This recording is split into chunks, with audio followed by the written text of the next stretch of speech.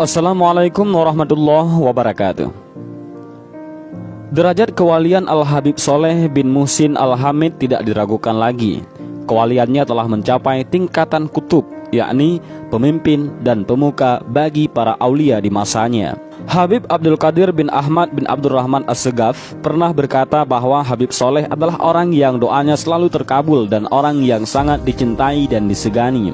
Dari banyak referensi tentang karamah beliau, di sini kami mengambil kisahnya dari manaqib Habib Soleh bin Muhsin Al-Hamid yang ditulis oleh Sohibul Fadilah Sayyidi Al-Habib Muhammad Rafiq Al-Kaf.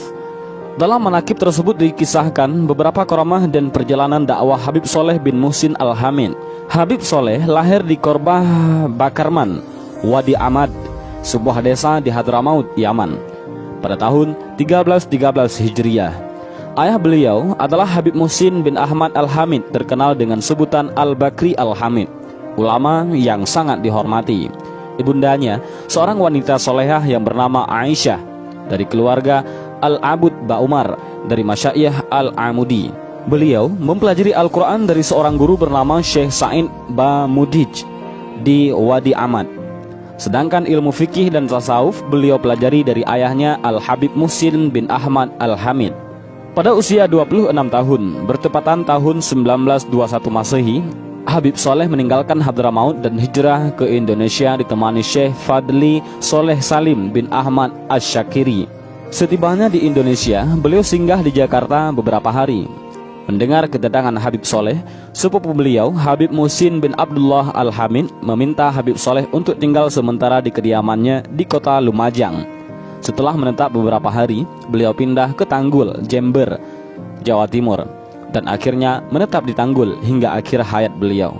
Sebelum memulai dakwahnya di Jember, Habib Soleh pernah mengasingkan diri lebih dari 3 tahun. Beliau berkhalwat dengan membaca Al-Quran, berselawat dan berzikir.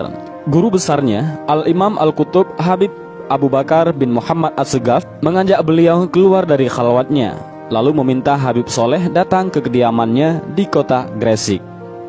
Sesampainya di rumah Habib Abu Bakar, Habib Soleh mendapat mandat dan ijazah dengan memakaikan jubah imamah dan sorban hijau dari gurunya sebagai pertanda kewalian kutub yang akan diembannya. Setelah itu, Habib Soleh mendapat isyarat untuk datang ke Mekah dan Madinah. Usai berziarah ke makam Nabi Muhammad SAW, beliau kembali ke Indonesia untuk berdakwah. Dakwah Habib Soleh diawalinya dengan membangun musala di tempat kediamannya. Habib Soleh mengisinya dengan sholat berjamaah dan menghidupkan Quran antara maghrib dan isya. Beliau juga memberi tausiah dan pengajian yang membahas tentang seputar ilmu syariat dan ilmu fikih. Setiap selesai sholat asar, beliau membacakan kitab An-Nasyihut Diniyah karangan Habib Abdullah bin Alwi Al-Haddad yang diuraikannya ke dalam bahasa keseharian masyarakat sekitar, yakni bahasa Madura. Beberapa tahun kemudian, beliau mendapat hadiah sebidang tanah dari seorang muhibbin ataupun orang yang mencintai anak cucu keturunan Rasulullah SAW, yakni Haji Abdul Rashid. Di atas tanah inilah beliau membangun masjid yang diberi nama Masjid Riyadus Shalihin dan kemudian mewakafkannya. Dakwah dan kegiatan keagamaan pun kian hidup setelah masjid ini berdiri.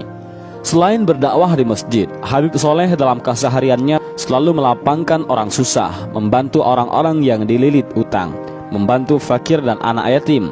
Jika beliau melihat gadis dan pemuda yang belum kawin, beliau mencarikan pasangan hidup dengan menawarkan seorang calon. Pernah pula dalam sehari, beliau mendamaikan 2 ataupun 3 orang yang bertikai. Dalam kehidupan bermasyarakat, Habib Soleh tercatat sebagai pemberi semangat dengan meletakkan batu pertama pembangunan rumah sakit Islam di Surabaya. Beliau dikenal karena akhlaknya yang mulia, tidak pernah menyakiti hati orang lain.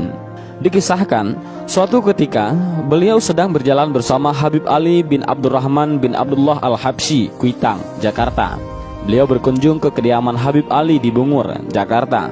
Saat melintasi sebuah lapangan, beliau melihat banyak orang berkumpul melaksanakan sholat istisqa, yaitu sholat meminta hujan. Lantaran Jakarta saat itu dilanda kemarau panjang. Tak lama kemudian, setelah Habib Soleh mengadahkan tangannya ke langit seraya membaca doa meminta hujan, tak lama kemudian hujan pun turun. Nama Habib Soleh kian terkenal dan harum. Kisah-kisah yang menceritakan karamah beliau tak terhitung. Tetapi perlu dicatat, Karamah hanyalah suatu indikasi kewalian seseorang. Kelebihan itu dapat dicapai setelah melalui proses panjang, yaitu pelaksanaan ajaran Islam secara kafah ataupun secara sempurna. Dan itu dilakukan secara konsekuen dan terus-menerus ataupun istiqamah, sampai dikatakan bahwa istiqamah itu lebih mulia dari 1000 karamah. Banyak yang meyakini Habib Soleh Tanggul adalah seorang waliullah yang dekat dengan Nabi Khidir alaihissalam. Karena itu pula beliau terkenal dermawan, seolah apapun yang beliau ingin miliki, ingin beliau berikan kepada setiap orang yang membutuhkannya. Pertemuannya dengan Nabi Khidir disebut-sebut sebagai salah satu karamah Habib Soleh. Kala itu layaknya pemuda keturunan Arab lainnya, orang masih memanggilnya Yik, kependekan dari kata Sayyid, yang artinya tuan, sebuah gelar untuk keturunan Rasulullah. Suatu ketika Yik Soleh sedang menuju stasiun kereta api Tanggul yang letaknya tak jauh dari rumahnya. Tiba-tiba seorang pengemis datang meminta uang. Habib Soleh yang sebenarnya membawa 10 rupiah menjawab tidak ada, karena hanya itu yang dimiliki. Pengemis itu pun pergi, tetapi kemudian datang dan meminta uang lagi. Karena dijawab tidak ada, ia pergi lagi, tetapi lalu datang untuk ketiga kalinya. Ketika didapati jawaban yang sama, orang itu berkata, "Yang 10 rupiah di saku kamu?" Seketika Yik Soleh merasakan ada yang aneh. Lalu ia menjabat tangan pengemis itu. Ketika berjabat tangan, jempol si pengemis terasa lembut seperti tak bertulang. Keadaan seperti itu menurut beberapa kitab klasik adalah ciri fisik Nabi Khidir. Tangannya pun dipegang erat-erat oleh Yik Saleh sambil berkata, "Anda pasti Nabi Khidir, maka mohon doakan saya." Sang pengemis pun berdoa, lalu pergi sambil berpesan bahwa sebentar lagi akan datang seorang tamu. Tak lama kemudian, turun dari kereta api seorang berpakaian serba hitam meminta Yik Soleh menunjukkan rumah Habib Soleh. Karena tidak ada yang nama Habib Soleh, dijawab tidaklah ada. Karena orang itu menekankan ada, Yik Soleh menjawab, "Di daerah sini tidak ada tuan nama Habib Soleh. Yang ada Soleh, saya sendiri. Kalau begitu, Andalah yang saya cari." Jawab orang itu lalu pergi, membuat Yik Soleh pun tercengang. Sejak peristiwa itu, rumah Habib Soleh selalu ramai dikunjungi orang, mulai sekedar silaturahmi sampai minta berkah doa. Tak hanya dari Tanggul, tetapi juga luar Jawa, bahkan luar negeri seperti Belanda, Afrika, China, Malaysia, Singapura, dan lain-lain. Mantan Wakil Presiden RI, Adam Malik, adalah salah satu dari sekian pejabat yang pernah sowan ke rumahnya. Satu bukti kemasyhuran beliau apabila Habib Soleh berkunjung ke Jakarta, penyambutannya melebihi penjemputan pejabat tinggi negara. Saat Adam Malik menjabat kepala kantor berita Antara, mengungkapkan keterlibatan Menlu RI Subandrio yang saat itu dikenal sebagai tokoh berpaham komunis. Berita-berita yang dimuat Adam Malik membuat Subandrio dan jajarannya marah besar. Mendapat ancaman itu, Adam Malik pun berusaha mencari perlindungan. Maka datanglah ia kepada Habib Soleh Al-Hamid di Tanggul, Jember. Adam Malik menceritakan latar belakang persoalannya. Mendengar pengaduan itu, Habib Soleh Tanggul hanya tersenyum. Beliau berkata, "Jangan takut terhadap ancamannya. Nanti kamu yang akan menggantikan kedudukannya." Tak lama berselang, setelah Soeharto menjabat presiden, giliran Adam Malik yang menjabat menteri luar negeri. Apa yang pernah diucapkan Habib Soleh Tanggul benar-benar jadi kenyataan. Kisah serupa terjadi sekitar 30 tahun lalu. Alwi Shihab, mantan Menteri Luar Negeri di era Presiden Kiai Haji Abdul Rahman Wahid ataupun Gus Dur, pernah datang ke kediaman Habib Soleh Tanggul. Pada masa itu, ia datang diantar ayahandanya. Keperluannya mohon doa restu untuk belajar ke luar negeri. Tujuannya belajar ke Amerika di Harvard University. Alwi Shihab mengutarakan apa yang menjadi masalahnya. Antara lain, ia tidak punya biaya yang cukup untuk mengurus visa dan paspor. Mendengar keluhan Alwi Shihab, Habib Soleh Tanggul menyarankan agar Alwi Shihab mandi di 2 sumur yang terdapat di sekitar kediamannya. Alwi Shihab pun mandi di 2 sumur tersebut. Setelah itu, kepada Alwi Shihab, Habib Soleh Tanggul menasihati agar datang ke Adam Malik yang saat itu menjabat Menlu. Spontan, Alwi Shihab mengatakan kekhawatirannya. Ia rakyat biasa, bagaimana bisa bertemu dengan seorang menteri? Mendengar keberatan Alwi Shihab, akhirnya Habib Soleh menasihatinya agar tidak takut. Seraya menyuruhnya supaya menemui Adam Malik dengan membawa surat darinya. "Bawa surat saya ini. Jangan takut pada Adam Malik. Kelak kamu akan menjadi seperti Adam Malik," kata Habib Soleh Tanggul. Apa yang diucapkan Habib Soleh pun menjadi kenyataan.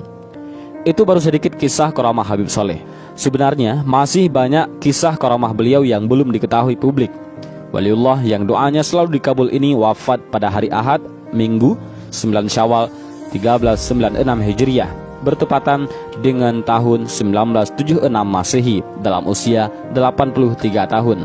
Beliau meninggalkan 6 putra-putri: Habib Abdullah, Habib Muhammad, Syarifah Nur, Syarifah Fatimah, Habib Ali, dan Syarifah Khadijah. Setiap tahunnya pada tanggal 10 Syawal, ribuan orang tumpah ruah di sepanjang jalan menuju Masjid Riyadhus Shalihin, Tanggul, Jember. Jasad beliau dimakamkan di samping masjid tersebut. Banyak yang berdatangan dari berbagai penjuru tanah air dan luar negeri untuk memperingati Haul Al-Habib Soleh bin Muhsin Al-Hamin, yang lebih akrab dengan sebutan Al-Habib Soleh Tanggul. Dan ini adalah salah satu wasiat ataupun ajarannya yang paling terkenal. Hendaklah setiap kamu menjaga salat 5 waktu. Jangan pernah tinggalkan salat subuh berjamaah. Muliakan dan berbuat baiklah kepada kedua orang tua. Jadilah kamu sekalian sebagai rahmat bagi seluruh alam. Berbuat baik, jangan pilih kasih kepada siapapun dan dimanapun. Dan inilah sedikit kisah tentang Habib Soleh Tanggul, waliullah yang doanya selalu makbul. Mudah-mudahan dengan kisah singkat ini bermanfaat.